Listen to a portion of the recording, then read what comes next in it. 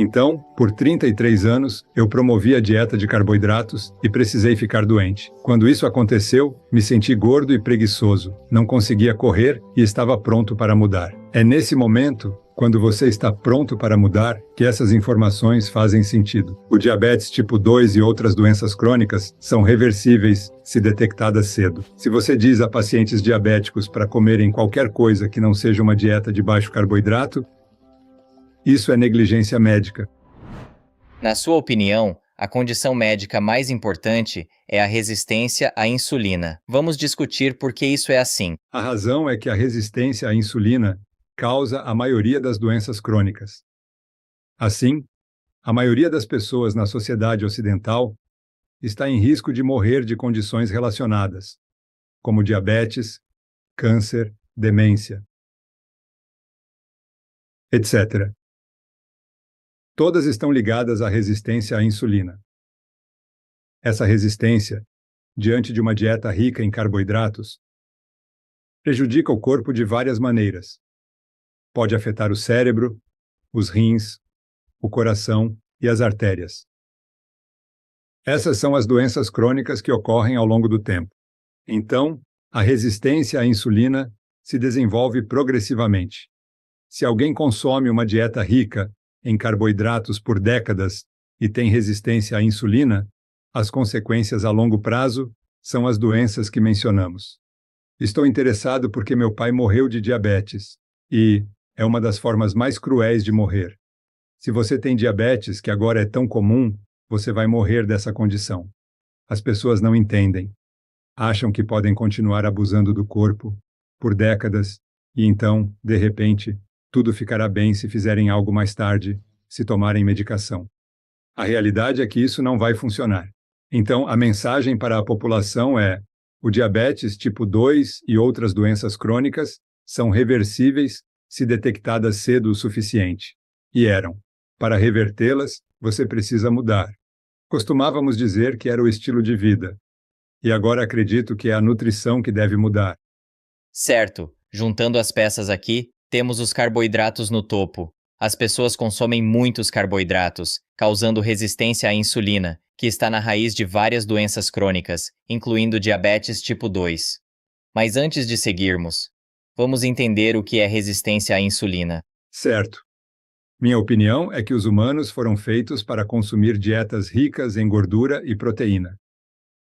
Seja por design ou evolução, não se preocupe com qual você escolhe. Os humanos parecem ser muito bons em queimar gordura e proteína, e ruins em lidar com carboidratos. Se voltarmos no tempo, descobrimos que os humanos comiam animais ricos em gordura e proteína, e, infelizmente, exterminamos esses animais. Então, tivemos que adicionar algo mais e começamos a comer carboidratos. Para os evolucionistas, isso ocorre há 18 mil anos. Se você seguir a história evolutiva, os humanos começaram a comer carne há 4 milhões de anos, e só adicionamos carboidratos nos últimos 18.800. 18 mil anos atrás, isso se torna um problema, porque nosso corpo não foi projetado para o alto consumo de carboidratos. A razão pela qual estou envolvido nessa história é que escrevi um livro chamado Lore of Running, que diz que você deve comer o máximo de carboidratos possível, a todo momento. Você deve encher seu corpo de carboidratos, pois isso fará você correr mais rápido e mais longe. Eu segui a literatura pensando que era científico, mas não percebi que as evidências propostas e comercializadas para nós nunca foram devidamente testadas. Ninguém tentou refutá-las. Então, todo mundo dizia que quando você corre rápido, precisa queimar muitos carboidratos. Nos últimos 2 ou 3 anos, trabalhei com um grupo na Pensilvânia, e Philip Prince é o chefe do departamento. E testamos essa hipótese. Resumindo, não encontramos diferença na resposta à dieta, seja rica em gordura ou carboidratos, em pessoas correndo até 1 milha e até 800 metros. O que fizemos extremamente inovador foi medir o metabolismo desses atletas durante repetições de 800 metros. E encontramos as maiores taxas de oxidação de gordura já medidas na história humana. Por que isso é importante? Porque desmente completamente o ensinamento atual, que afirma que, ao atingir uma intensidade mais alta, 85% do máximo, você não pode mais queimar gordura, apenas carboidratos, e encontramos as maiores taxas de oxidação de gordura já medidas. Isso nos diz que não há razão específica para que seus músculos queimem carboidratos. Então a questão é: por que você queima carboidratos? Porque, lembre-se, consumimos muitos carboidratos e nos dizem que é bom. Bem, é uma boa ideia. Devemos saber por que estamos comendo isso. E é verdade que o cérebro precisa de carboidrato. Mas o fígado pode produzir toda a glicose necessária. Você não precisa se alimentar desse carboidrato. Se você olhar para trás, um dos artigos que publicamos há 20 anos mostra que 40 a 50% da energia dos atletas em repouso vinha de carboidrato.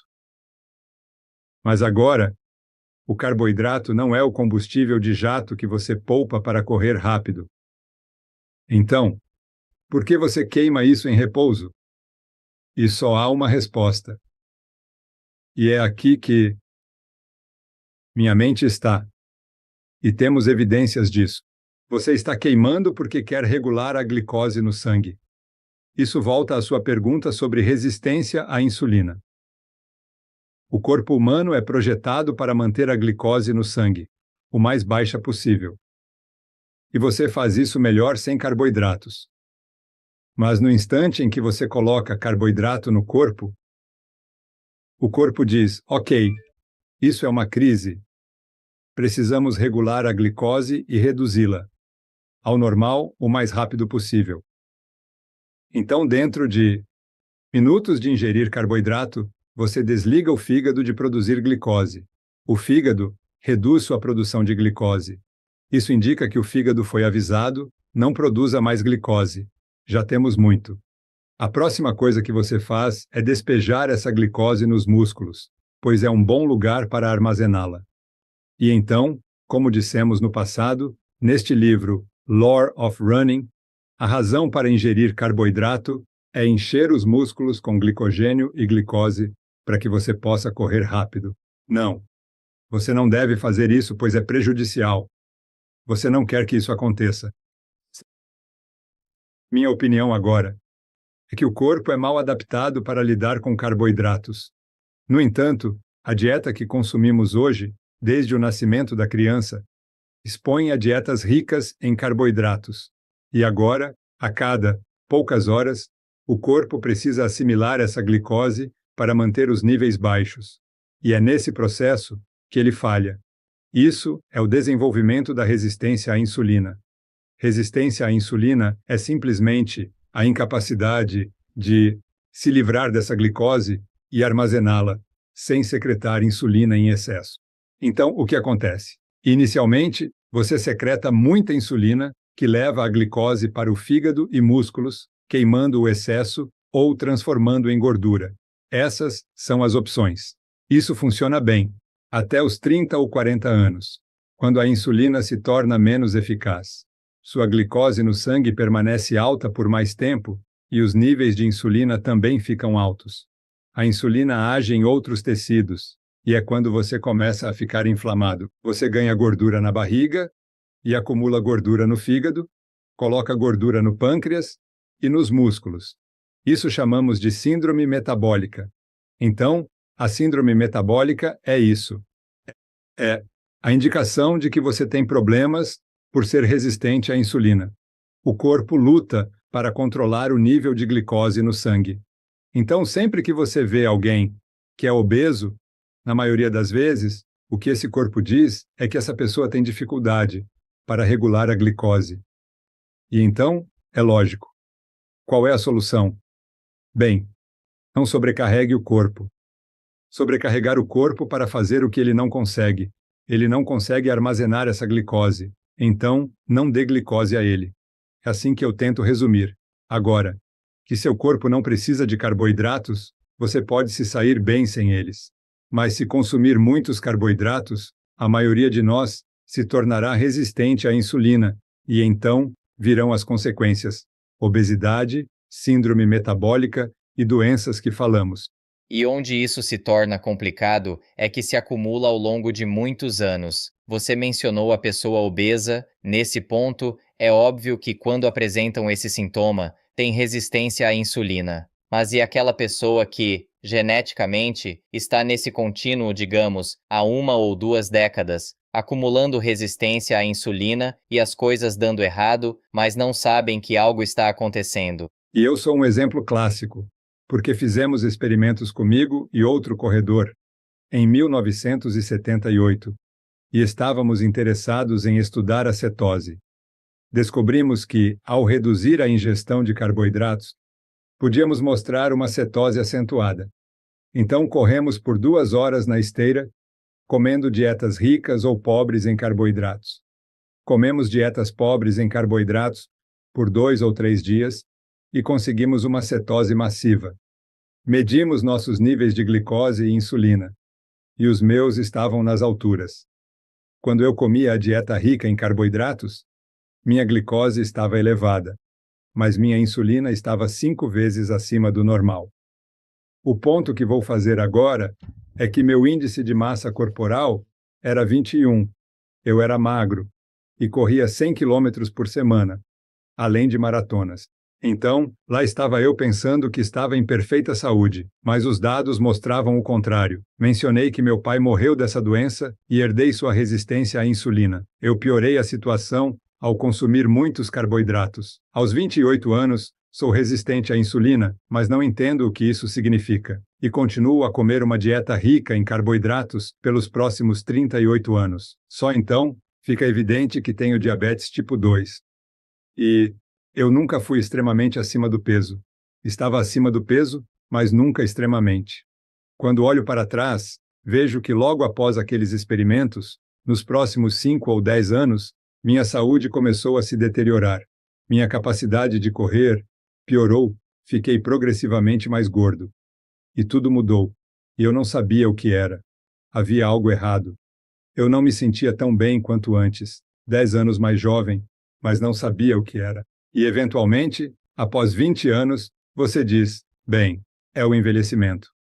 O que aconteceu foi que, ao começar a dieta de baixo carboidrato, eu reverti meu envelhecimento em 20 anos. Voltei a correr como fazia antes. E a dieta rica em carboidratos foi muito prejudicial para mim. Uso isso como exemplo de como a resistência à insulina pode ter base genética. Acredito que tenho isso geneticamente. E isso piora. Algumas pessoas, com dieta rica em carboidratos, podem ter genes piores. Eles desenvolverão diabetes tipo 2, aos 40 anos. Demorou até eu ter 60 para mostrar os sintomas reais da doença. O grau da resistência à insulina dirá quão rápido você desenvolverá diabetes, se consumir uma dieta rica em carboidratos.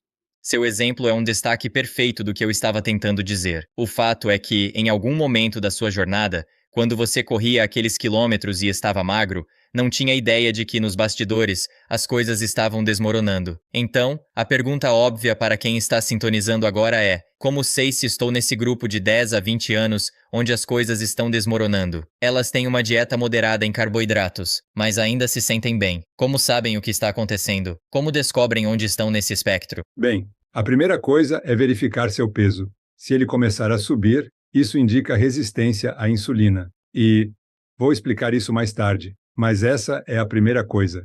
Eu deveria ter notado isso. Por exemplo, eu corria em competições, comia muitos carboidratos para correr e depois descansava por uma semana ou um mês, e meu peso simplesmente subia, realmente explodia. Isso porque eu estava lidando com os carboidratos. Quando eu corria, havia um ponto em que, se eu corresse 2 horas por dia, conseguia chegar ao meu peso ideal com a dieta que fazia. Agora, sigo essa dieta e não preciso correr 2 horas por dia para manter meu peso. Esse era o problema. Eu queimava aquele carboidrato. Eu o consumia e o queimava, e isso me impedia de engordar. Mas, assim que parei de queimar, a gordura enlouqueceu.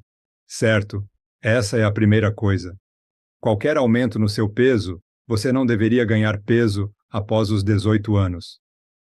Você deveria ter o mesmo peso dos 18 até os 80, talvez 2 ou 3 quilos, mas qualquer coisa além disso não está certo. Então, o peso, mas a medida, chave é o nível de insulina em jejum. Isso é quando faz um exame de sangue de manhã, sem comer há 12 a 16 horas, e essa insulina deve estar abaixo de 6. Agora, essencialmente, ninguém tem um valor abaixo de 6 unidades, a menos que esteja seguindo uma dieta com baixo teor de carboidratos. Quando seu valor sobe acima de 6, com o tempo, você se tornará pré-diabético e diabético. Os valores normais são de 5 a 20, isso é um absurdo.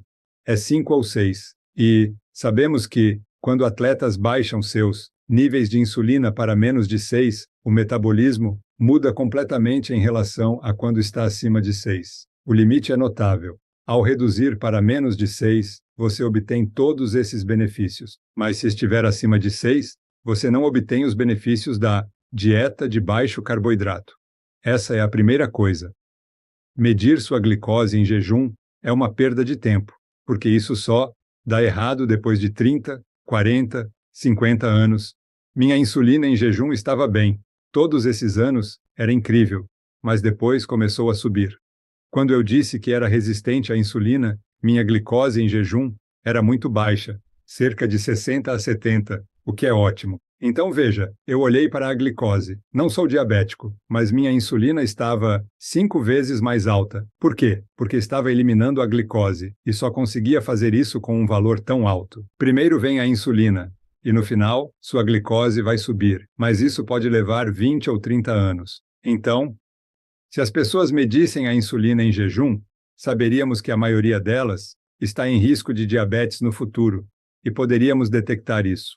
A partir daí, você mudaria para uma dieta mais baixa, reduzindo a ingestão de carboidratos e mantendo a insulina o mais baixa possível, e ficaria bem.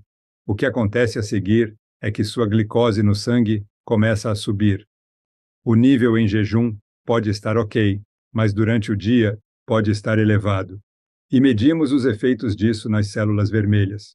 Se a glicose estiver alta, danifica essas células, e a porcentagem das células vermelhas do sangue danificadas é uma medida de quão alta está a glicose. Isso é o teste de HbA1c. Hemoglobina glicada.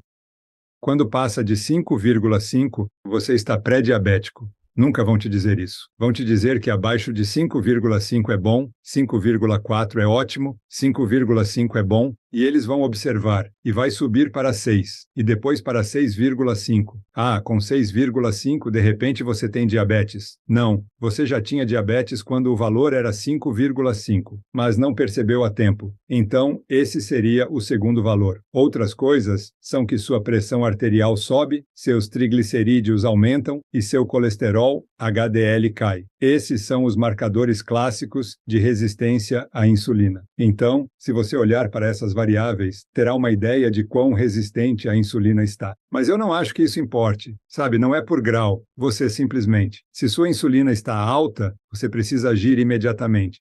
E então, continuando essa história sobre diabetes, para um diabético tipo 2, seu mecanismo metabólico está quebrado. A insulina deles continua a se acumular e tentar regular a glicose. Eventualmente não consegue.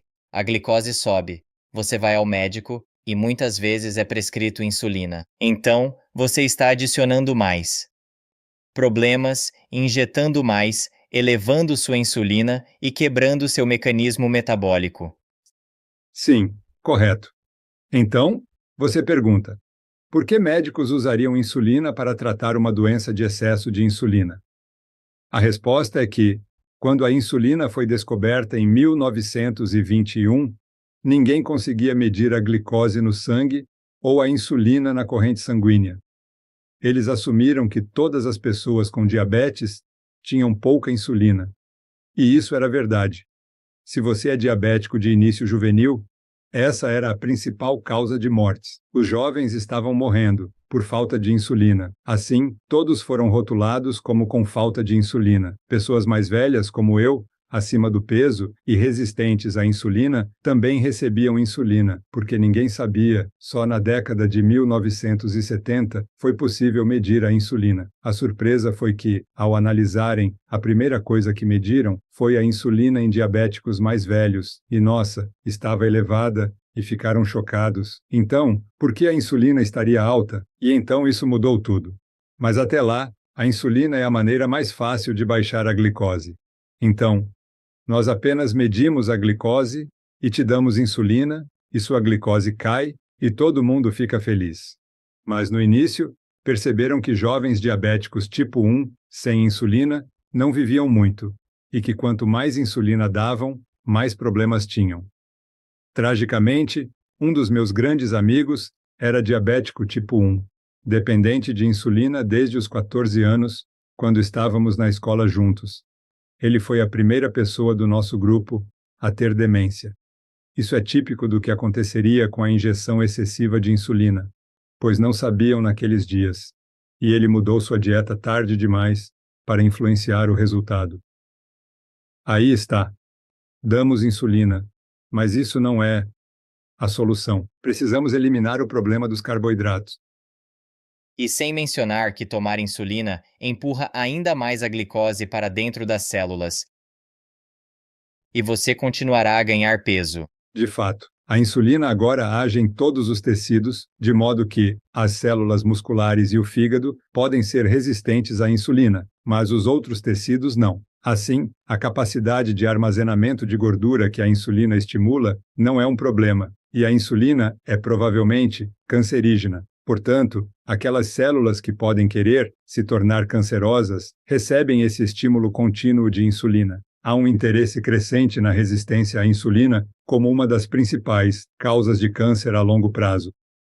Então, todos os outros tecidos são regulados para cima pelo sucesso da insulina. Mas isso não ajuda os que resistem, pois não respondem bem. Voltando à sua história, você mencionou aquele período em que estava com uma dieta rica em carboidratos, correndo muito e queimando tudo. Não sei como as coisas se desenrolaram ao longo do tempo.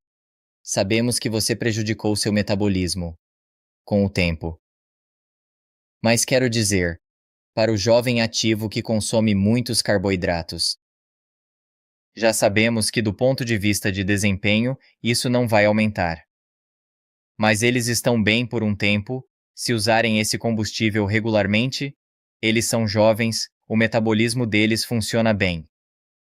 O que você acha desse caso? Então, vou te contar que nos estudos que fizemos, tínhamos atletas bem treinados, que conseguiam correr 4 quilômetros em menos de 20 minutos. Então, conseguiam correr 5 quilômetros em menos de 20 minutos. 4 minutos por quilômetro. Eram melhores do que 88% de todos os corredores na América do Norte e no mundo. Se você expandisse isso, não eram os melhores atletas, mas estavam no grupo de elite, atletas recreativos que treinavam 80 quilômetros por semana. Dos 10 que estudamos nas dietas ricas em gordura e carboidratos, começaram com a rica em carboidratos e depois foram para a rica em gordura. Quando estavam na dieta rica em gordura, nenhum era pré-diabético. Eles estavam absolutamente perfeitos. Quando seguiram a dieta rica em carboidratos sem ganho de peso, sem aumento de calorias e sem redução no treinamento, 3 deles, ou seja, 30%, se tornaram pré-diabéticos. Conseguimos identificar a pré-diabetes. Esse é um dos melhores exemplos que temos. É, na verdade, o primeiro estudo mostrando que a dieta ultraprocessada rica em carboidratos que consumimos é a causa do diabetes. Porque controlamos tudo, mas não a dieta. A dieta mudou, claro. Então, vemos isso o tempo todo. Pessoas nos dizendo que se tornam pré-diabéticas ou diabéticas após comerem essa dieta rica em carboidratos. Você deve lembrar, as pessoas olham para o Tour de France e dizem: "Ah, mas os ciclistas do Tour de France não engordam com a idade." E provavelmente, porque são altamente selecionados, você deve lembrar que se olhar para os ciclistas do Tour de France, quero dizer, há bilhões, milhões de ciclistas. E você tem, 120 ou 140 que sobrevivem e são selecionados, como os ciclistas do Tour de France. Eles são únicos, em comparação com o grupo de onde vêm, e essa é a verdade. E eles podem ser totalmente diferentes.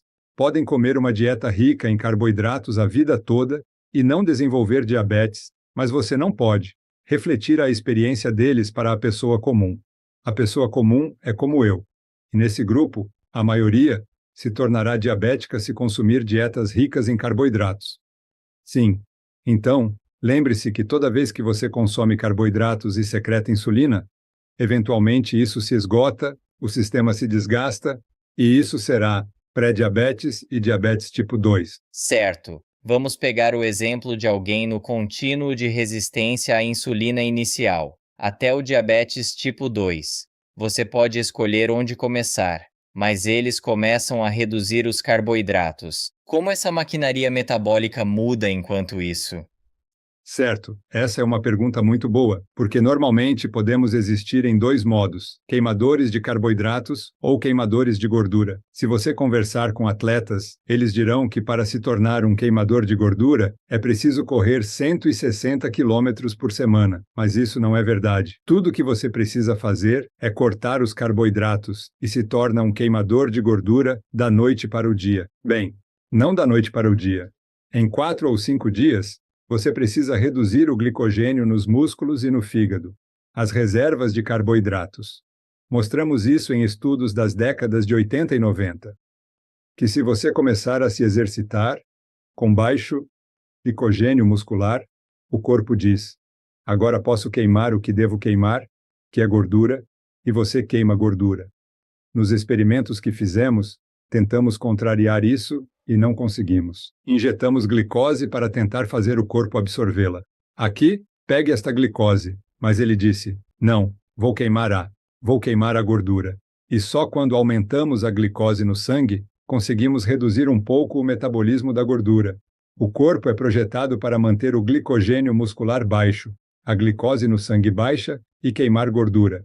Esse é o modelo que entramos quando cortamos carboidratos por 48 ou 72 horas. Dentro de 72 horas, você entra nesse estado de queima de gordura e começa a queimar cetonas. Esse é o estilo de vida cetogênico. O argumento é que esse é o estilo de vida que os humanos desenvolveram, pois não tínhamos acesso à comida sempre. Não tínhamos geladeiras, nem fast food. Matávamos animais, comíamos e depois a comida acabava. Precisávamos encontrar mais comida. Assim havia um jejum.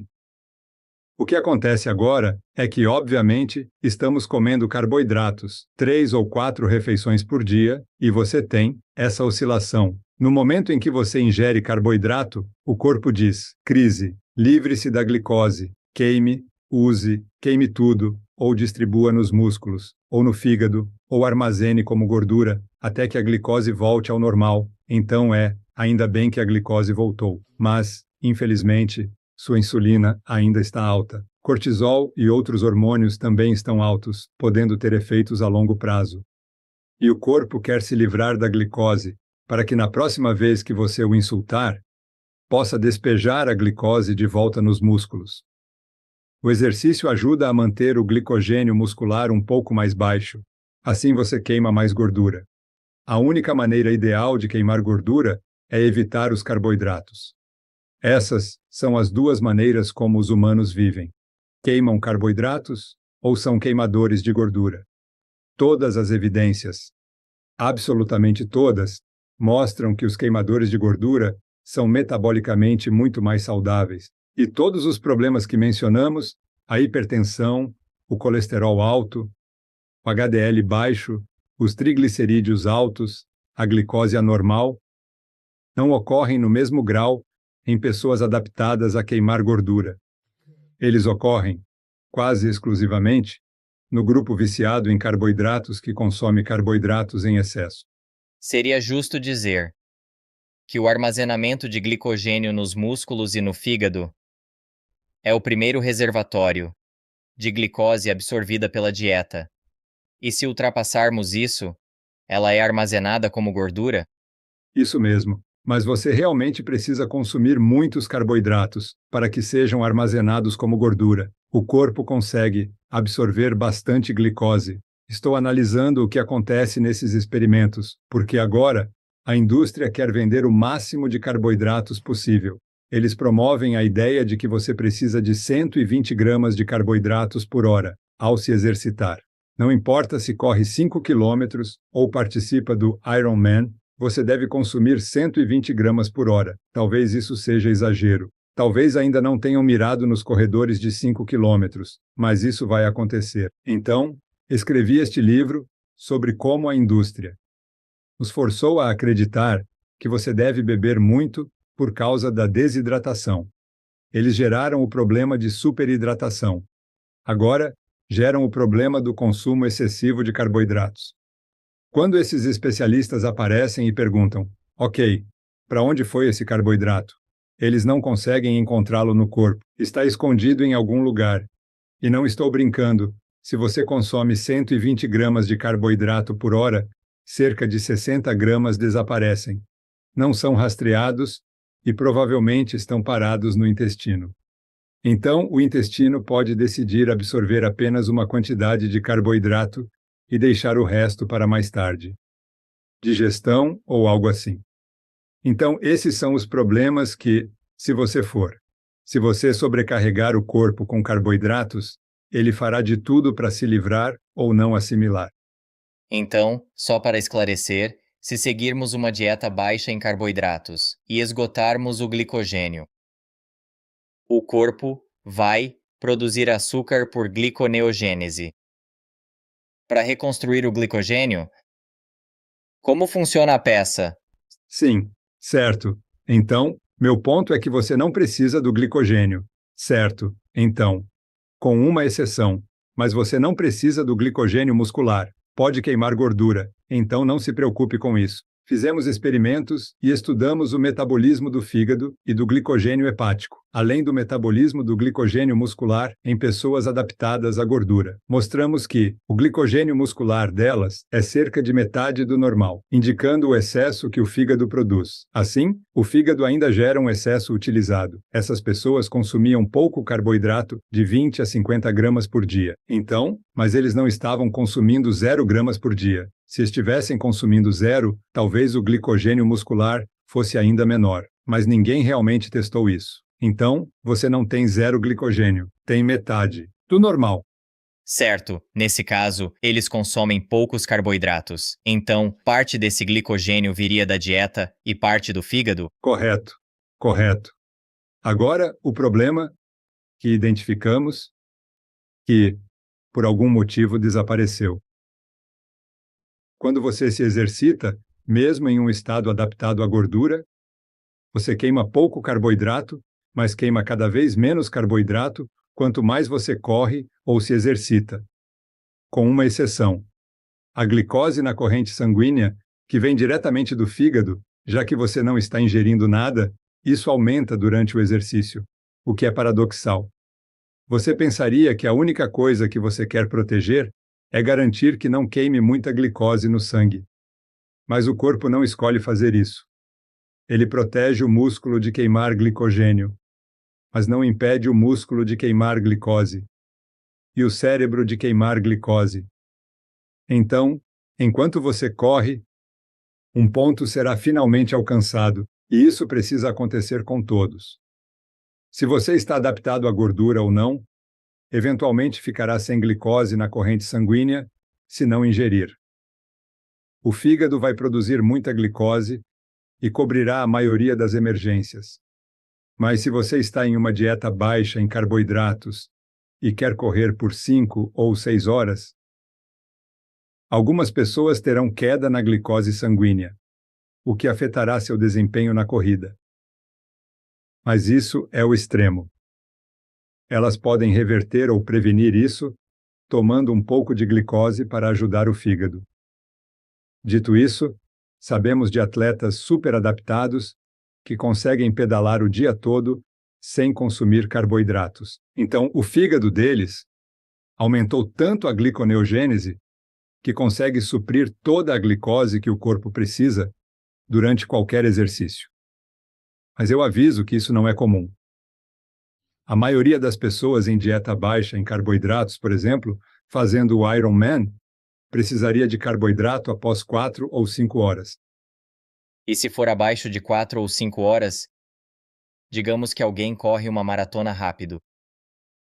Temos muitas pesquisas mostrando a diferença de desempenho entre quem segue uma dieta rica em carboidratos versus uma baixa em carboidratos. Pelo que entendo, ainda é comum no mundo da corrida fazer carga de carboidratos e seguir o que você escreveu no seu livro. Você falou sobre a pesquisa que fez sobre desempenho e como ele não foi prejudicado, pelo menos no grupo de baixo carboidrato. Mas estou curioso sobre o desempenho melhorado. Então, você mencionou 800 metros antes, até uma maratona. Há aumento de desempenho com a dieta de baixo carboidrato e quantas pessoas a seguem? Então, essa é a questão que estou analisando. Estou tentando explicar por que o carboidrato faz você correr mais rápido. Se você olhar os estudos, não há dúvida de que pessoas que consomem carboidratos, seja antes ou durante, geralmente têm um desempenho melhor do que quando não consomem. Mas já te expliquei que se você não consumir carboidratos durante a corrida, seu nível de glicose no sangue cairá e seu desempenho será prejudicado. Por quê? Porque o cérebro precisa de glicose e não é bobo. O cérebro, se perder glicose, vai ser danificado e você perde função cerebral. Se sua glicose cair e ficar baixa por 3, 4, 5 minutos, você pode ter danos cerebrais. Então, o cérebro é esperto. Ele diz: escuta, não vou deixar você correr rápido se você não me der glicose para funcionar. Então, vou te desacelerar. E é isso que acontece. Você desacelera. E eventualmente começa a andar porque o cérebro disse: ok, só consigo manter seu nível de glicose no sangue, nesse nível baixo, se você andar. Então é isso que faz, para manter você seguro. Se você consumir carboidratos antes de uma maratona, sua glicose estará mais alta durante a maratona do que se não consumir. Essa é a razão. Você encheu seu fígado de glicose. O primeiro experimento mostrando que a glicose tinha efeito. O que fizeram? Eles tiveram que deixar os atletas em jejum por 12 a 14 horas. Porque no laboratório, você nunca consegue que alguém faça mais de 3 horas de exercício. Você tem 3 horas para esgotar as reservas de glicose no corpo, e leva esse tempo para o fígado ficar sem glicose em atletas treinados. Mas se você der o café da manhã, ou garantir que façam carga de carboidratos antes, eles estarão bem por 3 horas. Nossa pesquisa é baseada no modelo de 3 horas, e tentamos extrapolar isso para o Ironman, mas não funciona muito bem. A razão pela qual os atletas dizem que se saem melhor com carga de carboidratos é que isso protege seus níveis de glicose no sangue por mais tempo, evitando a hipoglicemia. O nível de glicose no sangue não cai. E essa é a explicação mais simples. É isso que a ciência mostra quando as pessoas tentam. Provar é o que encontram. A ironia é que, veja, nos primeiros estudos, analisaram o glicogênio muscular e disseram que ele determina tudo. A realidade é que, na dieta de baixo carboidrato, os níveis de glicose no sangue caíram. Eles caíram para lugar nenhum e ignoraram isso. Disseram: não, isso é glicose no sangue. Não precisamos nos preocupar com a glicose no sangue. Isso é pesquisa dos anos 60, onde nos anos 80, os pesquisadores focavam no glicogênio muscular e ignoravam o que acontecia com a glicose no sangue, porque na dieta de baixo carboidrato, o fígado estava esgotado. Então essas pessoas vão ficar sem glicose mais cedo e vão parar de se exercitar mais cedo. Mas você não pode dizer isso, absolutamente, porque ficaram sem glicogênio muscular, deve-se excluir a possibilidade de que o fígado estivesse envolvido. Assim, infelizmente, as pessoas ignoraram isso. Enquanto isso, a forma mais rápida de fazer um atleta parar de correr é reduzir a glicose no sangue. Eles param rápido. E se você der glicose a eles, eles continuarão. Não pode ter sido porque a glicose foi queimada pelos músculos. Tem que ser que a glicose no sangue subiu. Então, para responder à sua pergunta, se você fizesse experimentos suficientes e tivesse pessoas suficientes, poderia obter a variação. As pessoas que começaram o exercício com mais glicogênio no fígado e menos glicogênio, aquelas com menos glicogênio, se beneficiariam dos carboidratos durante uma maratona. E as que começaram com mais glicogênio não se beneficiariam da ingestão de carboidratos. Neste momento, na Pensilvânia, meus colegas, o Dr. Prince e sua equipe, analisam a quantidade mínima de glicose necessária para prevenir a hipoglicemia. Vamos ver se alterando a glicose no sangue, conseguimos mantê-la em um grupo e permitir que caia no outro. O que acontece? Porque se mantivermos a glicose assim, você não influencia o metabolismo, nem a rapidez com que o glicogênio muscular é consumido. Então, esperamos mostrar que, apenas mantendo a glicose no sangue normal, você melhora o desempenho sem alterar o metabolismo do corpo. Você está apenas apoiando a função cerebral. Então, essa é a história. Mas, infelizmente, na ciência, como escrevi neste livro, há um modelo. Quero dizer, eu não entendia isso na época. Agora eu entendo. Desenvolvemos um modelo que determina no que você acredita. Se você acredita que o glicogênio muscular é crucial, dirá que carboidratos são tudo. Tentamos mostrar que o glicogênio muscular não é tudo. Você não precisa dele. E então o modelo se desfaz, e então, dieta. Na verdade, dieta não significa nada. O desempenho atlético não é influenciado pela dieta, especialmente a relação entre carboidratos e gorduras. Você pode comer o que quiser, muita gordura ou carboidratos, seu desempenho não mudará. Certo, vou me afastar do desempenho, pelo menos por um momento, e voltar para a pessoa comum. Estou curioso sobre alguém que, entre aspas, abusou do corpo ao longo dos anos e teve uma dieta de carboidratos moderada ou alta e está em algum ponto do contínuo que mencionamos, de resistência à insulina até diabetes tipo 2. Como o maquinário metabólico deles é afetado se adotarem o que vamos discutir hoje? Reduzindo carboidratos. Com o tempo, tudo se corrige, ou porque ultrapassaram o limite. Alguém como você, podemos usar como exemplo que, sabe, você se tornou diabético tipo 2 sem perceber. Porque você estava lá e agora está de volta aqui. Seu metabolismo funciona de forma diferente mesmo hoje? Sim, certo. Então eu preciso usar metformina para manter minha glicose na faixa ideal. Se eu corresse 2 horas por dia e, como consumo pouquíssimos carboidratos, no máximo 25 gramas por dia, não precisaria da metformina. Estaria queimando esse carboidrato extra. Mas, infelizmente, meu corpo não consegue se livrar desse excesso. Até 25 gramas por dia é muito. E está quase certo, mas não é perfeito. Então, não sou 100% normal. Isso porque mudei a dieta tarde demais. Aos 60 anos, foi tarde.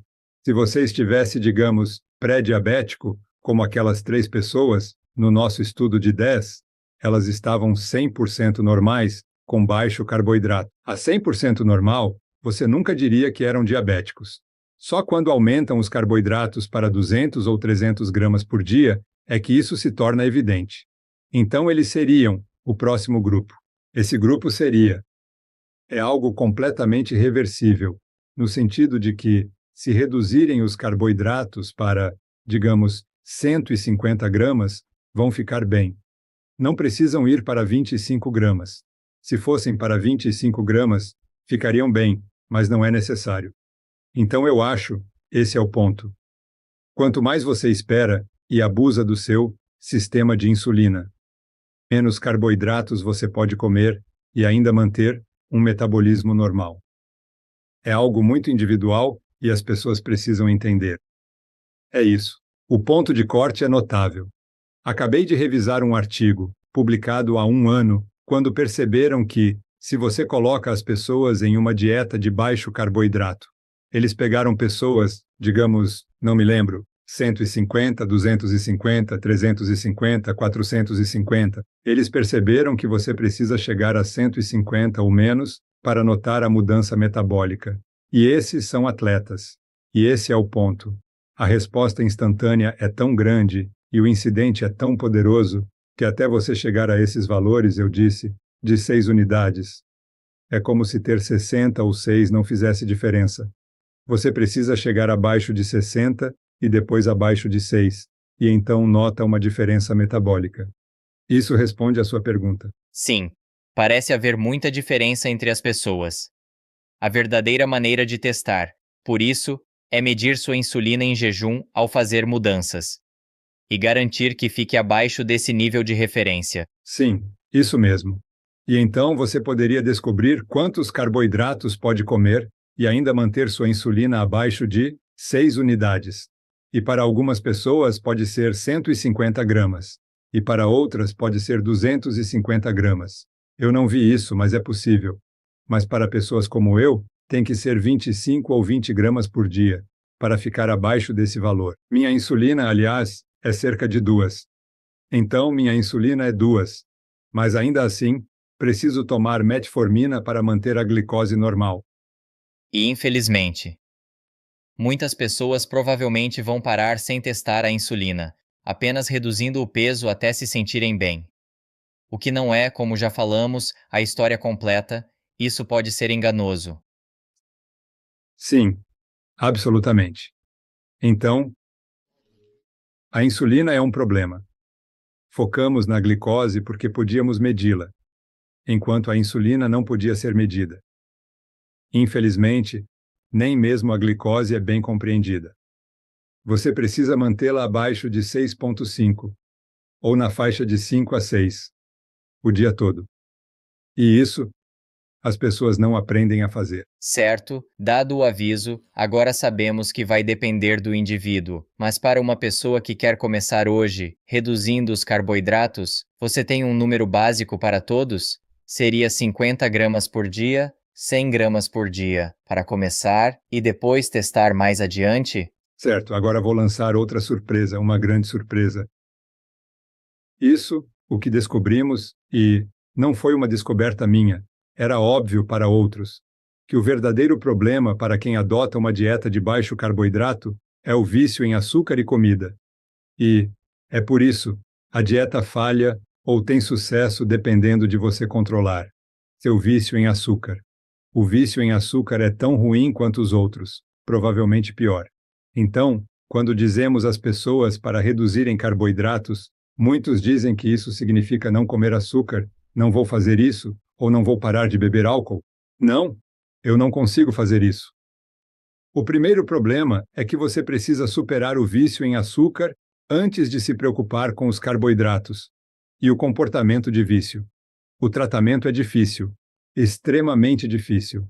Então, dependendo do grau do seu vício em açúcar, você pode precisar de ajuda. Eu tive sorte porque fui criado nos anos 50. E o açúcar não era tão popular, e só podíamos comer doces uma vez por semana. Fui muito sortudo. Mas me tornei viciado em açúcar. Tive um vício profundo, especialmente com as bebidas nas maratonas. Adorava essas bebidas. E quando você termina, toma mais. Levei 1 ano para superar o vício em açúcar. Fiz isso indo para dietas de gordura e proteína, comendo os alimentos que amava e eliminando os processados. Foi fácil me livrar do açúcar. Não foi tão simples tirar o açúcar das bebidas, do café ou do chá. Isso me levou 14 meses. Tudo o que fiz foi reduzir lentamente as quantidades. Eventualmente, consumia tão pouco que pensei, por que ainda estou tomando? Agora não tenho mais vontade de doce. Se eu sentir gosto doce, vou cuspir. Então você pode reeducar seu paladar. A primeira coisa que você deve fazer é avaliar seu vício em açúcar e começar a lidar com isso. Ao mesmo tempo, se quiser, comece a reduzir de 400 para 350, depois para 300. Tivemos um atleta que foi de 350 para 50 e não conseguia sair da cama. Ele disse que algo estava errado e aumentamos para 150. Ele ficou perfeito. Então, temos que ser cuidadosos. Provavelmente existe um limite que a maioria das pessoas tolera. E você simplesmente vai, diminui devagar. E é assim que se faz. Mas o açúcar, você tem que se livrar disso porque não tem como. Você realmente não consegue moderar isso. Se você entende isso, pode moderar um pouco, mas no final tem que cortar completamente, porque senão você acaba voltando a procurar o açúcar. Então você faz a pergunta. A questão é, você não. A maioria das pessoas ouvindo isso consome 300 a 500 gramas de carboidratos por dia. Você não vai de 300 para 20, a menos que seja diabético como eu. E se sente melhor porque sua diabetes é revertida, entendeu? Meu Deus, eu me sinto tão incrível, não tem como voltar a comer aqueles carboidratos. Mas se você não é assim, faça devagar. 50 gramas por semana, 100 por mês, tanto faz. Apenas reduza aos poucos. Porque lembre-se, isso é a dieta. Este é o plano alimentar, não é uma dieta. O plano que você seguirá para a vida, então, não há pressa. Apenas vá devagar e se adapte. Deixe seu corpo se ajustar a isso. Vamos voltar à questão do açúcar versus carboidratos. Como você separa esses dois? Ou você separa ao considerar, por exemplo, a sacarose no café e no chá? Você mencionou a natureza viciante do açúcar em comparação ao pão. A dependência é diferente? Como você vê esses dois alimentos impactando o corpo? É igual? Então, eu acredito que há pessoas com vício em açúcar empanado ou vício em trigo também. O que está bem definido e provavelmente aceito como vício em açúcar é a sacarose, como você indicou. Mas suspeito que existam outros. Pode haver vícios em carboidratos, e um deles pode ser o trigo. Então, eu não falaria sobre esse, mas você pode perceber que eu tinha um vício em pão. Quero dizer, eu comia muito pão todos os dias. Eu chegava em casa do trabalho e começava a comer pão, e minha esposa dizia: "Estou preparando um jantar", e eu respondia: "Não, estou com fome". Eu era viciado, precisava do pão. Bem, eu vi você em uma palestra, aquele gráfico incrível que mostra, quando consumimos carboidratos, há duas setas que apontam para resultados distintos, ou pelo menos o próximo passo. Uma sendo ativar a fome no cérebro, e a outra, o aumento da insulina. Então, não podemos negar que, ao consumir carboidratos, há uma cascata no corpo que nos deixa com fome. Exatamente. No fim das contas, você precisa tratar a fome e, assim, encontrar a dieta que permita consumir menos calorias sem sentir fome. Essa é a base de tudo. Então, só é possível perder peso se você encontrar a dieta que te sacie e forneça os nutrientes necessários. E isso, ao que parece, é sempre uma dieta de baixo carboidrato. Ou pelo menos para a maioria das pessoas, é uma dieta de baixo carboidrato. Você mencionou que para você, neste momento, são 25 gramas de carboidratos por dia, o que é, basicamente nada. Uma maçã tem 14 gramas. Então, como é um dia típico? Como mantém tão baixo? Porque você sabe, eventualmente você. Bem, eu sou mais velho e não corro mais maratonas, então minha ingestão de calorias é muito reduzida. Eu só como carne, peixe, laticínios, ovos, nozes e, ocasionalmente, algum legume. Esses são os alimentos que como. É isso. E eu adoro comer esses alimentos. Então, não tenho desejos. Não sinto vontade de comer doces. Eu costumava entrar no supermercado e ficava com fome. E pensava: ah, meu Deus, preciso disso e daquilo. Eu consigo entrar lá. Honestamente, não fico com fome andando pelo supermercado e comprando alimentos que não quero. E isso não era assim antes. Então, esse é um bom teste.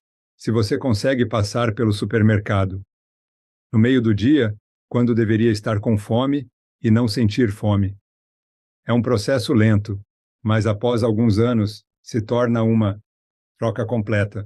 Você mencionou que está tomando metformina. Existe algo natural, como suplementos, que você tentou substituir e que teria efeito semelhante? Ou a metformina está funcionando bem e você está satisfeito? Sim, a berberina é muito eficaz, um pouco mais cara, e eu compro quando posso. Tenho que pedir aos médicos. É mais conveniente conseguir metformina, e se meu controle está bom, fico com a metformina. Então, berberina, Muitas pessoas preferem berberina à metformina, mas há estudos mostrando que a metformina reduz o risco de câncer. Então, supostamente um dos medicamentos mais seguros, tem um problema que interfere no metabolismo da vitamina B12. Por isso, tomo injeções de B12 regularmente e suspeito que isso seja importante, mas é um dos medicamentos mais seguros que existem. Sou a pior pessoa do mundo. Odeio tomar remédios. Mas me convenci e estou tomando há 10 anos então. Fico feliz que funcione. Uma coisa que recentemente me chamou a atenção, pelo Dr. William Davis, é que quando você toma berberina, ela impacta o microbioma e mata alguns micróbios. Você já ouviu algo sobre isso? Ou como você vê o microbioma? Em relação à saúde e O bem-estar? microbioma é interessante porque é um dos meus parentes ou parente por afinidade.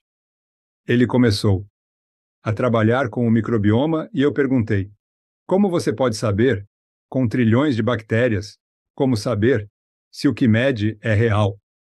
E esse é o problema. Então, a primeira coisa é como saber se o que mede é representativo do que ocorre no intestino. Primeiro, em qualquer nova medição na ciência, você deve ser muito cuidadoso, que isso realmente signifique algo. Por exemplo, a creatina, como cientista do esporte, surgiu há 30 anos, e por um tempo, todos achavam que era a solução. Hoje, percebemos que não faz diferença. Variabilidade da frequência cardíaca. Você tem um coração e um monitor de frequência. A variabilidade ia nos dizer como treinar. 20 anos depois, conseguiram a tecnologia, mas não encontraram uma doença para tratar com ela. Esse é o problema. E é isso que você precisa entender. Quando surge uma nova tecnologia, você deve ser cauteloso. Porque no final, pode não significar nada. O que me preocupa é que, ao ler a literatura sobre o microbioma, notei que, se você fosse um médico vegano estudando o intestino, diria que essa dieta vegana te dá o microbioma certo. Se fosse carnívoro, diria que essa dieta carnívora te dá o microbioma perfeito. Então, todos estavam realizando seus desejos e encontrando o que queriam. Por isso, eu tendia a desconsiderar. Até que tenhamos evidências boas. Não tenho dúvida de que é importante. Sem dúvida, mas não tenho certeza de que sabemos qual é o microbioma perfeito para cada indivíduo. Essa é a ressalva. Então, eu diria que, se a resposta do seu corpo está melhorando, pode ser que o microbioma esteja contribuindo. Mas estudar o microbioma e afirmar que você deve seguir a dieta carnívora por causa dele, eu diria que não. Você deve seguir a dieta carnívora pelos benefícios que ela traz. Ou, inversamente, se você acredita no veganismo, deve segui-lo pelos benefícios que oferece. E o microbioma que ele proporciona é bom. Isso faz parte do quadro. Mas eu não acho que se deva separar os dois. Então, você falou sobre a berberina como um suplemento que toma periodicamente. E mencionou a creatina, que neste ponto não tem valor. Há algum suplemento que você toma regularmente, junto com sua dieta low carb? Sim, tomo todas as vitaminas A, B, C, D e E. E, desses, eu acho que o benefício do D3 e K2, suspeito que há valor no D3 e K2, mantendo as artérias limpas. É cedo, mas li o suficiente para achar que há algo. O que realmente me influenciou foi o livro de Weston Price, quando ele analisou essas populações, nos anos 1930, populações isoladas, comendo. Dietas muito semelhantes à minha. Eles só comiam carne, peixe, laticínios e outras coisas como se você estivesse nas ilhas do Pacífico, tinha cocos. E se você fosse para as Hébridas exteriores na Escócia, onde havia pessoas saudáveis vivendo em comunidades isoladas, comendo peixe e aveia e só isso. E ainda assim, eles sobreviviam e prosperavam. Tinham uma anatomia perfeita, seus dentes eram perfeitos, mesmo comendo uma dieta muito refinada, não refinada. Dieta restrita. Então, mas ele achava que havia algo em alguns, especialmente no leite. Ele pensava que isso fornecia coisas, porque descobriu que cada comunidade tinha um alimento especial que consumia. E ele chamou isso de fator, não lembro se era fator X ou algo assim. E provavelmente eram vitaminas. Isso é 1 e 2. Há estudos mostrando que pacientes com doenças cardíacas que receberam multivitaminas, em um estudo controlado, tiveram melhores resultados do que o grupo que tomou a intervenção farmacêutica. Então, há evidências suficientes para sugerir que podemos nos beneficiar de algumas vitaminas. E dito isso, a vitamina D é importante. Você precisa ter uma alta concentração de vitamina D no sangue, que é protetora contra várias condições. E pode haver outras vitaminas que também são úteis. Percebi que o controle da minha glicose no sangue pode ser alterado. Se eu tomar muitas vitaminas por um período, o que melhora marginalmente meu controle. É uma pequena melhora, mas vejo isso como, ok, algo está mudando, de forma positiva. Nunca saberemos se devemos tomar vitaminas ou não. Nunca saberemos sobre a dieta de baixo carboidrato.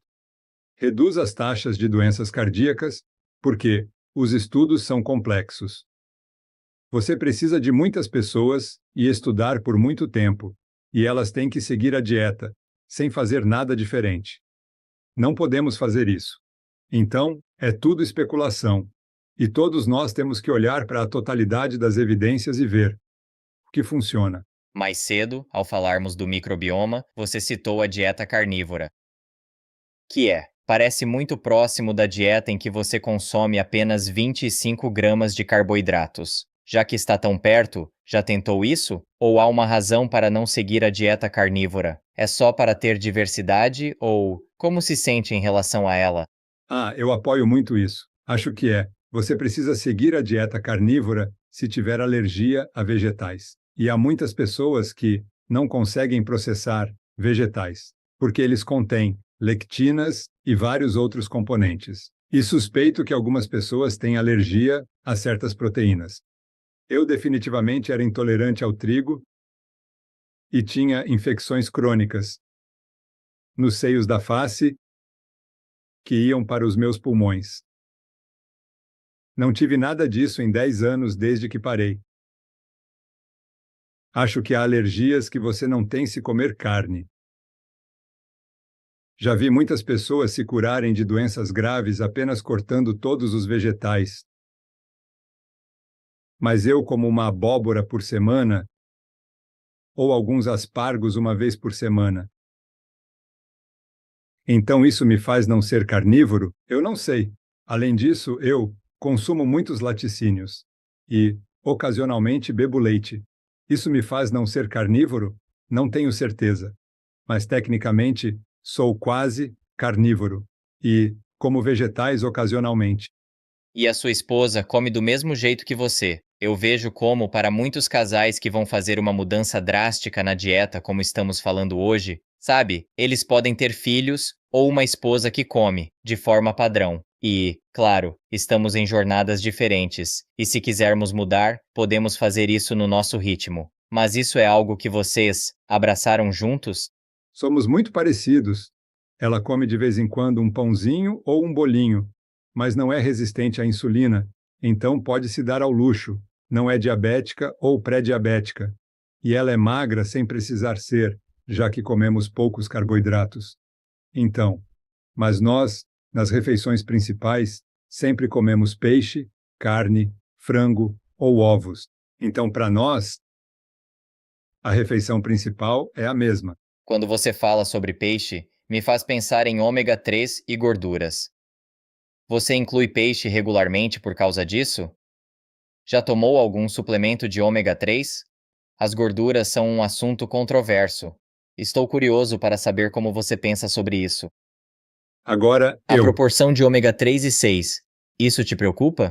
É sim. Acho que é importante. Eu acho que é subestimado. O que fizemos foi cortar todos os óleos vegetais. E não os usamos. E comemos peixe regularmente, esperando que isso nos dê ômega 3 suficiente. Nunca tomei suplementos porque me preocupo que possam estar oxidados.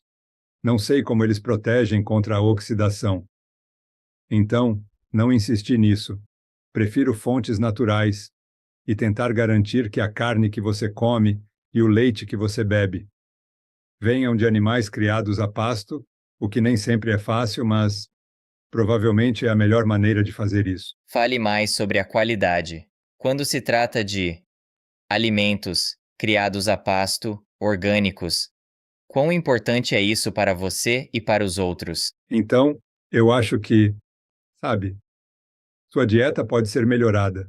Sempre pode ser, e só depende de quão longe você está nesse caminho. Quero dizer, eu adoraria viver em uma fazenda onde criasse meus próprios animais, e eles fossem totalmente criados a pasto, mas é impraticável encontrar isso no momento. Acho que seria bom se soubéssemos exatamente de onde vem a comida. No entanto, comer carne versus seguir uma dieta rica em carboidratos. Essa é a principal mudança que preciso fazer. Podemos refiná-la a partir daí. Então, mas eu não vou me desesperar se tiver que comer carne que acho que não foi pasteurizada. Ainda acho que há. O benefício está lá, comparado a o que você comia no lugar disso.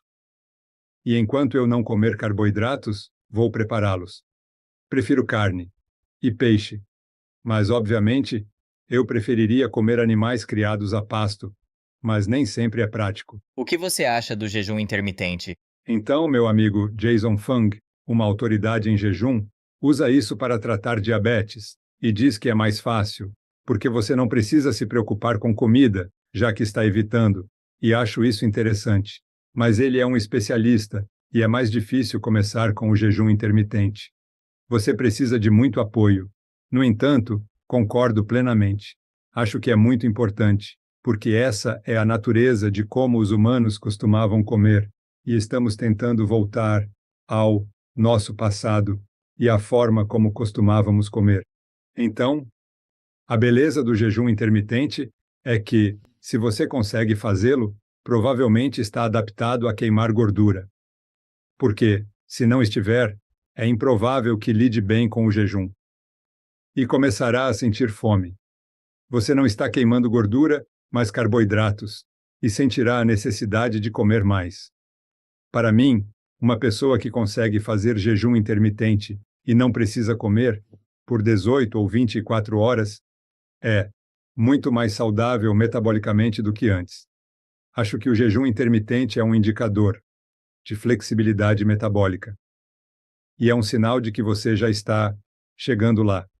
Seu corpo já está adaptado. E o jejum melhora ainda mais. Então, a maioria das pessoas com quem lido ou conheço come uma refeição por dia, o que equivale ao jejum intermitente. E é isso que eu definitivamente promovo. Uma refeição por dia, consumida em um período de 8 a 12 horas. E depois você não come pelo resto do tempo. Espera, quero ter certeza de que entendi. Uma refeição em um período de 8 a 12 horas. Então, todas as calorias estão em uma refeição ou são distribuídas? Sim, você poderia fazer um lanche. Você poderia lanchar também. Mas, novamente, lembre-se de que meu consumo de calorias está bem baixo agora, então consigo facilmente encaixar tudo em uma refeição e um lanche. Mais tarde. Mas seria um lanche com carne ou queijo. Quero dizer, se você é um atleta de nível mundial, pode ser difícil encaixar tudo em uma refeição. Mas para quem está lutando acima do peso e tentando emagrecer, o segredo é: não pense que precisa comer 3 vezes ao dia. Isso é um desastre. Um desastre prestes a acontecer. Você precisa reduzir para 2, ou uma refeição por dia. E então, incorporar o jejum. Um dos mitos no espaço de saúde e bem-estar que ainda prevalece é o medo da gordura saturada. Para quem reduz carboidratos, naturalmente incluirá mais produtos de origem animal, aumentando a porcentagem de gordura saturada na dieta. Isso é uma preocupação para você ou como se sente sobre gordura saturada? Então, gordura saturada significa que ela é estável. É só isso. Gordura saturada é estável. E é por isso que é incorporada nas células, nas membranas celulares, porque é estável. Se você consome gordura insaturada, como poliinsaturadas, óleos vegetais, elas são instáveis, destroem a membrana celular e causam inflamações. Então, quando eu mudei minha dieta, comecei a ler a literatura e percebi que o caso contra a gordura saturada era completamente falso, totalmente falso. E então, você deve se lembrar que passei por um julgamento por promover essa dieta, e descrevi isso. Neste livro, Comida de Verdade em Julgamento, que conta a história de como os ditadores da dieta tentaram destruir os principais cientistas. O que aconteceu foi que tive 2 anos, durante 4, para apresentar meu caso, passei pela literatura, escrevi colunas e desvendei toda a história, que era um absurdo, que nunca houve evidência de que a gordura saturada cause doenças. Sempre houve evidências. São os carboidratos que fazem isso. E os alimentos refinados, especialmente os ultraprocessados. Mas, infelizmente, a indústria, que é a minha, a medicina, ganha muito dinheiro. Depois de te dizer que a gordura saturada aumenta seu colesterol e causa doenças cardíacas. Bem, a evidência é o oposto, que as gorduras saturadas não têm a ver com doenças arteriais. Está tudo relacionado à insulina, glicose e diabetes. E uma das coisas que fazemos na minha fundação é ensinar médicos no mundo. Uma das mulheres no nosso programa de ensino atual é uma cirurgiã vascular em Los Angeles. Perguntamos a ela por que gostaria de fazer este curso. Ela respondeu que opera essas artérias e disse: não tem nada a ver com colesterol, é tudo diabetes. Estou cansada de amputar pernas e tentar consertar artérias, quando você sabe que em 1 ano essa artéria estará tão doente quanto antes, porque é o diabetes que causa a doença arterial. E ao cortar a gordura saturada da sua dieta, você se coloca em uma situação de alto consumo de carboidratos que realmente vai destruir suas artérias.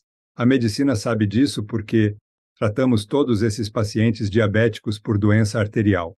Mas se você perguntar a um estudante de medicina o que causa a doença arterial, é a dieta rica em colesterol. Mas espere, este paciente vive em uma comunidade pobre, na cidade do Cabo. Eles comem açúcar e pão, e têm uma dieta rica em carboidratos. De onde vem a gordura? Porque gordura é cara. Doutor, eu nunca tinha pensado nisso. Sabe, tivemos um professor que se formou alguns anos antes de mim, foi para a Mayo Clinic. Tornou-se uma autoridade em estatinas para reduzir o colesterol. Ele volta para a cidade do Cabo e dá uma palestra. Agora, claro, ele é o visitante. Pessoa ilustre, trazendo slides, sendo o especialista. E ele nos diz que a razão para tantas doenças cardíacas na cidade do Cabo e entre os pobres é que estão comendo muita gordura.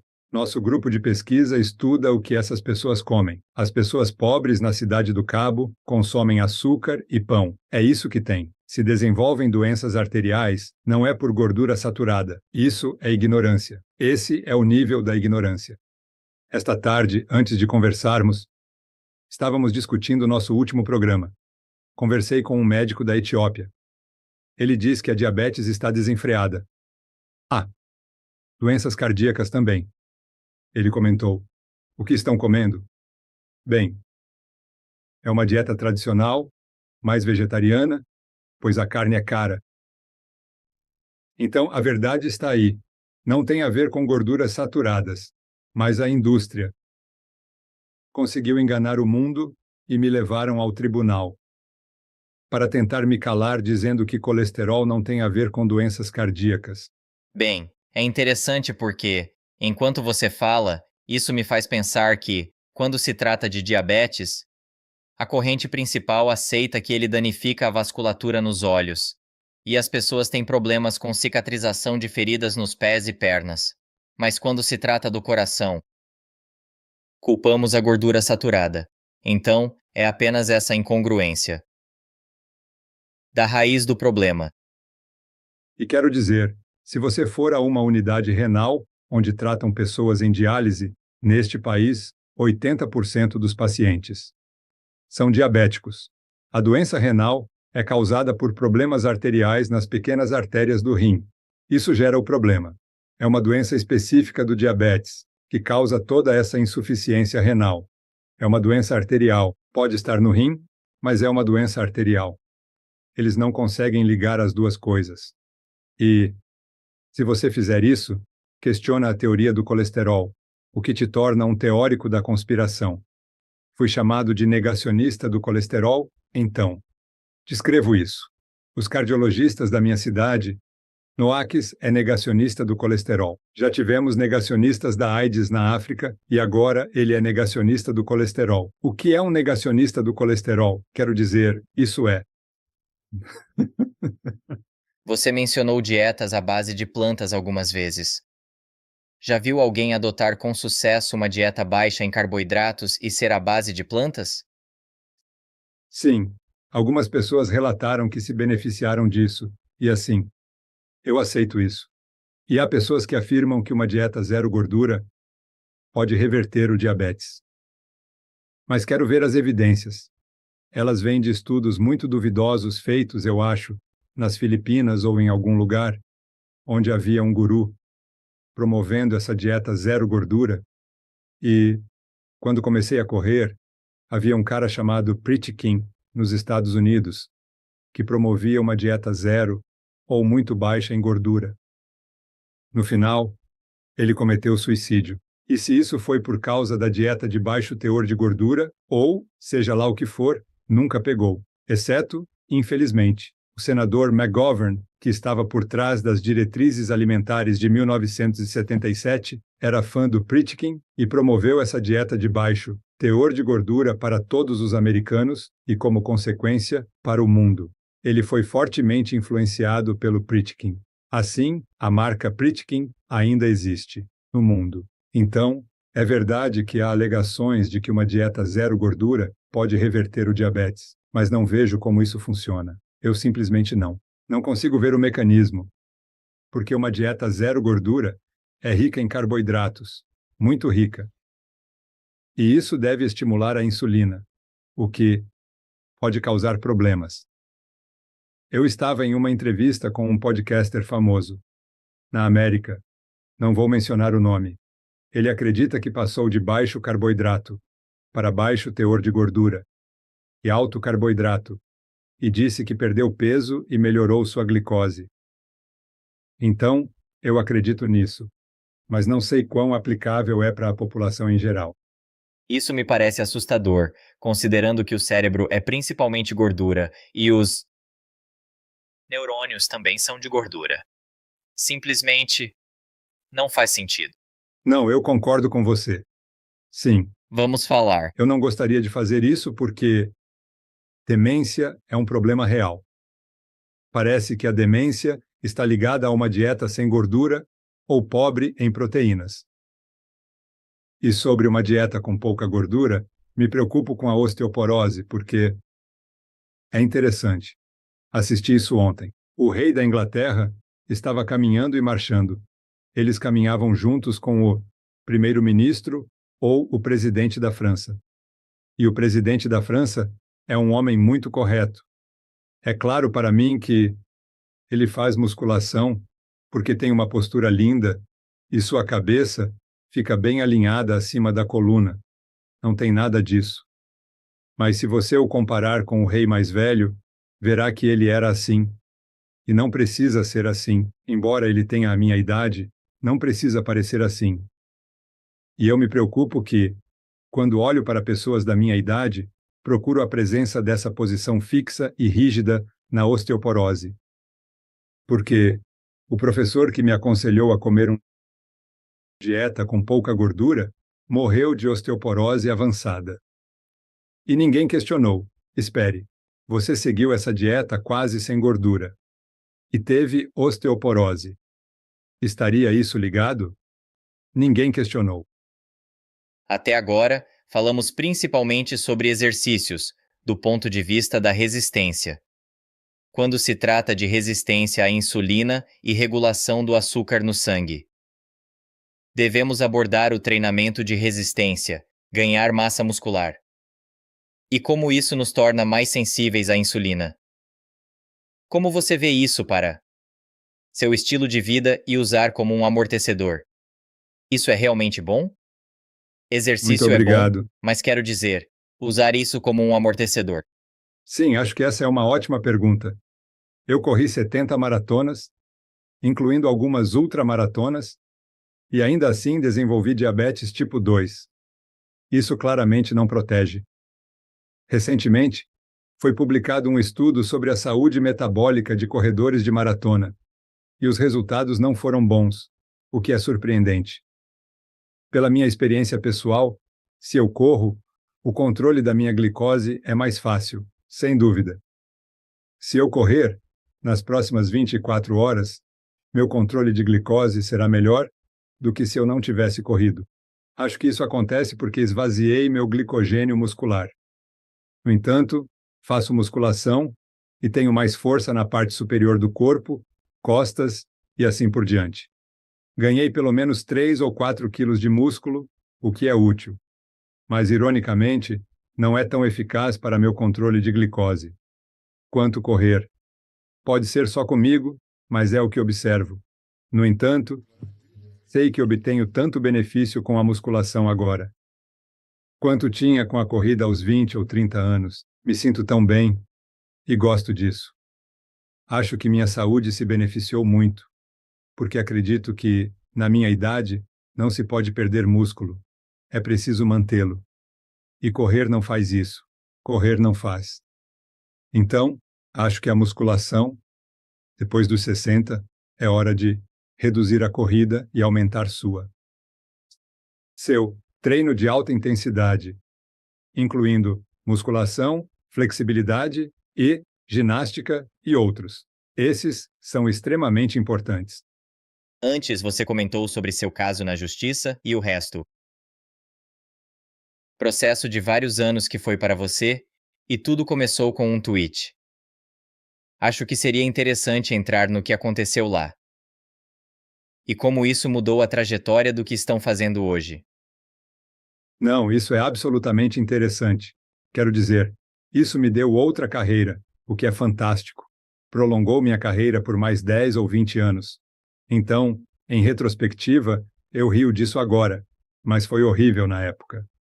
O que aconteceu foi que mudei minha dieta. Anunciei isso em um artigo que escrevi e perdi todo o meu financiamento. Isso desapareceu. E eu me tornei o pária. E por acaso, também escrevemos um livro chamado The Real Meal Revolution, que foi: o que aconteceu foi, um amigo meu e o amigo dele correram o comprimento da Grande Muralha da China, que é, agora não me lembro, 5.000 milhas ou 5.000 quilômetros, mas tiveram que correr uma maratona por dia durante 100 dias. Isso significa 42 mil quilômetros ou 26 mil. Não pode ser 26 mil milhas, isso é, desculpe, 2.600 milhas. Isso ainda parece muito longe, mas era um longo caminho. Na metade da corrida, estão na Mongólia exterior, e sem comida. Os locais dizem que só vão terminar se comerem gordura de porco, entende? Então, comeram gordura de porco e conseguiram terminar. Então, quando voltaram para a cidade do Cabo, disseram: por que não escrevemos um livro didático ou um livro de receitas sobre dietas ricas em gordura para atletas? E perguntaram se eu escreveria o prefácio. Eu pensei, claro, vou fazer isso. E então comecei a ser atacado. Decidi que colocaria algo sólido nisso. Coloquei 25.000 palavras sobre o assunto. Os benefícios da dieta de baixo carboidrato e que a gordura saturada não causa doenças cardíacas. O livro foi um sucesso estrondoso, vendendo mais do que a maioria dos livros na África do Sul. Uma quantidade enorme foi extremamente bem-sucedido. Como consequência, as pessoas de repente ouviram falar sobre essa dieta de baixo teor de carboidratos e alta gordura, e eles foram aos nutricionistas e disseram: esse cara Noakes está dizendo que você deve comer mais gordura. O que você está dizendo? Ah, você não pode comer gordura porque vai ter doença arterial. É isso que meu treinamento diz. Os nutricionistas ficaram muito preocupados. E eu dei uma palestra em Joanesburgo, onde 6 deles apareceram e gravaram tudo. No final, fizeram uma pergunta, que eu nunca tinha ouvido antes, e eu não tinha nada a ver com isso. Não disse uma palavra. Eles disseram: Dr. Noakes, e quanto à amamentação? E algo sobre dieta rica em gordura, dietas ricas em carboidratos? Não me lembro do que era, mas era completamente. Eu não estava falando sobre amamentação de jeito nenhum. Então, de onde veio isso? Uma semana depois, uma senhora me fez uma pergunta que chamamos de nós, e falava sobre mães e bebês. Não dizia eu e meu filho, dizia mães e bebês. A pergunta era: mães e bebês podem comer dietas ricas em gordura? Ou isso causa cólica e gases no bebê? Então eu respondi porque pensei: bem, é meio que. Não é provável que aconteça porque o bebê só recebe leite materno saudável. E então eu disse: o segredo é desmamar, com uma dieta rica em gordura, pobre em carboidratos. Mas eu não falei de dieta LCHF. Ou de comida de verdade. Desculpe, eu disse dieta de baixo carboidrato e alta gordura. Se eu tivesse dito comida de verdade, não poderiam ter reclamado. Mas como eu disse LCHF, disseram que é uma dieta cetogênica, que cetonas matam o cérebro e o bebê, o que é o oposto, pois o cérebro em desenvolvimento do recém-nascido precisa de cetonas. Cetonas são cruciais. Por isso, as crianças nascem gordinhas, convertem gordura em cetonas, que atravessam a barreira hematoencefálica e ajudam no desenvolvimento do cérebro. A senhora que reclamou não sabia. Então, de qualquer forma, ela fez uma reclamação naquela noite em que eu tuitei, e foram 7 palavras. E se tornou o tweet mais caro da história, porque me custou muito dinheiro, mas também custou muito a oposição. Enfim, fui denunciado. E o Conselho de Profissionais de Saúde assumiu o caso, mas o objetivo deles era calar todos os médicos sobre o que não quisessem que falassem. Era só uma desculpa. Vamos usar isso na dieta sem ganchos, mas se conseguirmos calá-lo, então nenhum médico dirá nada em público. Então, virou uma questão de liberdade de expressão. Fomos ao tribunal por 28 dias ao longo de 4 anos. E no final ganhamos tudo. Houve 10, 13 decisões, ganhamos todas as 13. E fui declarado inocente. E que o que eu disse estava correto. E não era anticientífico ou algo assim. Não lembro os detalhes. Então, ganhei o caso. E foi engraçado porque a resposta dos nutricionistas foi: ele pode ter ganhado, mas isso não muda nada. Continuamos ensinando o que sempre ensinamos. E eles seguiram a ensinar isso, o que é triste, porque agora sei que, se você diz a pacientes diabéticos para comer algo que não seja uma dieta de baixo carboidrato, isso é negligência. Isso é uma negligência grave. É uma pena, pois prejudicam muitas pessoas. Você mencionou isso antes. A resistência ao que discutimos hoje parece se resumir a dinheiro. Ah, com certeza. Então, eu fiquei muito amigo do Greg Glassman, que fundou o CrossFit. Ele me ligou e mandou um e-mail perguntando se eu iria aos Estados Unidos falar sobre a história do Waterlogged. Eu disse: mas por quê? Isso não tem nada a ver com academias e musculação.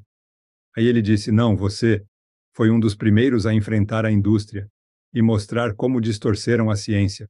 E acontece que o CrossFit, a evidência, foi apresentada em um artigo científico e originalmente não tinha a ver com lesões.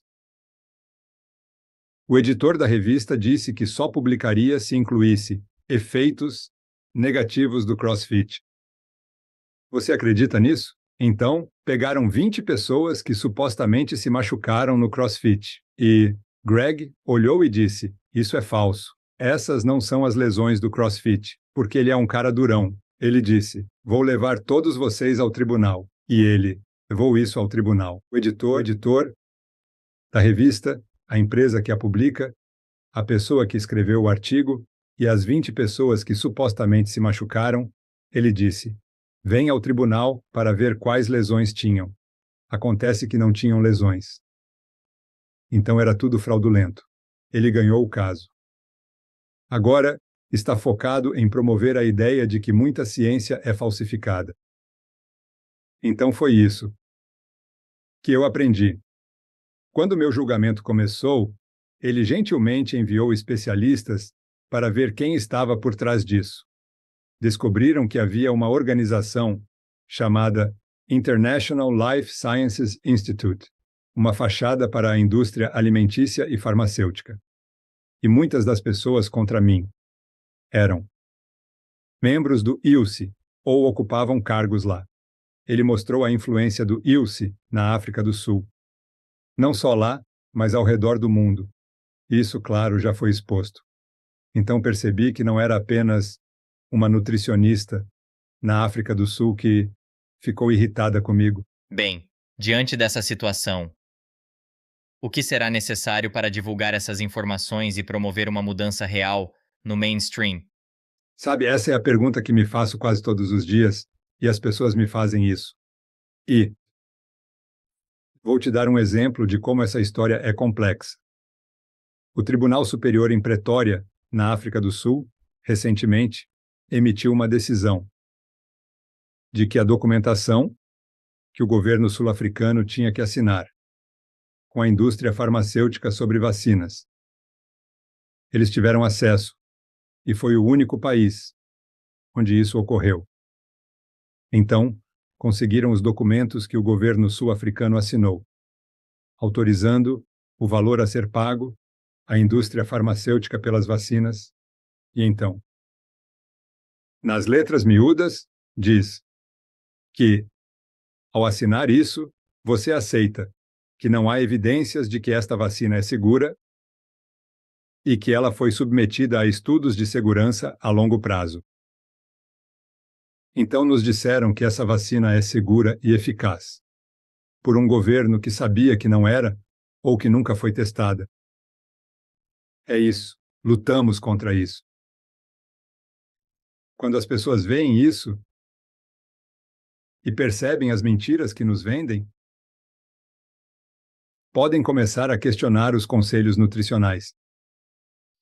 Mas até que isso aconteça, estamos em apuros. O problema é que, se sou professor ou reitor de medicina, em qualquer universidade, seja na América ou na África do Sul, minha universidade, meu departamento ou a faculdade de medicina só funcionam por causa do apoio da indústria farmacêutica. Sempre que me oponho à indústria farmacêutica, como fiz, sou afastado, porque sou uma ameaça a essa relação. Assim, a única maneira de a medicina se tornar independente é romper esse vínculo com a indústria farmacêutica. Mas quando isso vai acontecer, eu não sei. A chefe da Fundação NOACS esteve em uma reunião local de endocrinologia de diabetes na semana passada. Ela disse que não ouviu ciência, nenhum artigo científico. Era tudo sobre essa insulina versus aquela insulina em pacientes diabéticos. E esses são os resultados. Ninguém questiona como usar a insulina, se deve ser usada. Tudo que discutimos, isso não é falado. Mas havia muito apoio da indústria farmacêutica que vende insulina. Isso estava em toda parte. Essa é a realidade. A questão é, até quando eles podem continuar? Sendo um teórico da conspiração, há uma possibilidade de que tenham ido longe demais com a vacina e que o dano causado possa falir os fabricantes de vacinas e isso pode derrubar uma ou duas empresas farmacêuticas, gerando um efeito dominó, porque as faculdades de medicina, de onde vão tirar seu dinheiro se não vier da indústria farmacêutica. Então, são tempos interessantes. E acho que o público está mais cauteloso com a profissão médica hoje do que estava, porque alguns percebem que fomos enganados sobre a necessidade de intervenções impostas durante essa pandemia de Covid. E as pessoas podem começar a questionar, e quanto mais evidências virem de irregularidades, mais provável será a mudança. A medicina sofreu um grande golpe porque a profissão foi favorável ao lockdown e a essas coisas. E agora as pessoas percebem que nunca houve evidências de que precisávamos ir tão longe, mas destruímos países, indivíduos, vidas, destruímos a geração de renda das pessoas ao fazer tudo isso. Voltando à sua mensagem e ao que conversamos, principalmente hoje, sobre a dieta, que é a maior parte, e depois o exercício e outros detalhes, a boa notícia é que as pessoas podem absorver essa informação e aplicá-la sozinhas. O que você fala hoje não é um remédio. As pessoas precisam de aprovação da FDA e você está compartilhando essa informação. É poderoso. As pessoas podem mudar e fazer essas alterações. E agora, com a internet, as coisas se espalham rápido. Tenho certeza de que o trabalho que você faz e participar de programas como este, compartilhando conhecimento, é uma forma poderosa de criar mudanças. Sim, obrigado. E é por isso que fazemos isso. Eu sou apenas um de centenas de médicos dedicados, e devo dizer que eles são o grupo mais interessante que já conheci. Nutricionistas de baixo carboidrato, médicos, psicólogos. Eles são interessantes porque são rebeldes, enxergaram além do sistema, e você precisa ser muito corajoso para ser o inconformista, porque quase todos foram censurados de alguma forma, e suas carreiras foram afetadas. Então, eles são um grupo notável. E a mensagem só cresce. Quero dizer, até a semana passada, fui abordado por pessoas que querem novas maneiras de divulgar essa informação e formaram uma coleção informal de influenciadores de redes sociais que promovem a dieta low carb. Eu não sou um deles, mas eles têm essas pessoas. E quando você vê o alcance delas, é impressionante. Eles alcançam milhões por dia. Então, existe, eles percebem que o mercado está lá. Só precisa ser devidamente atendido. E uma vez que reunirmos essas pessoas, trabalhando juntas, então, quem sabe até onde isso vai se espalhar. Sim. É. Também, as pessoas precisam estar prontas para mudar. Por 33 anos, promovi a dieta de carboidratos e precisei adoecer.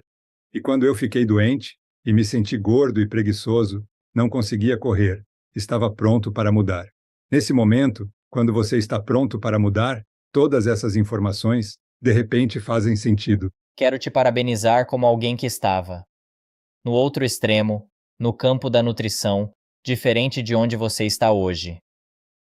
Por estar disposto a fazer essa mudança. Isso vem de um lugar pessoal, da sua saúde se deteriorando. Você fez todo esse trabalho e tinha seu livro de corrida que nos mostrou antes.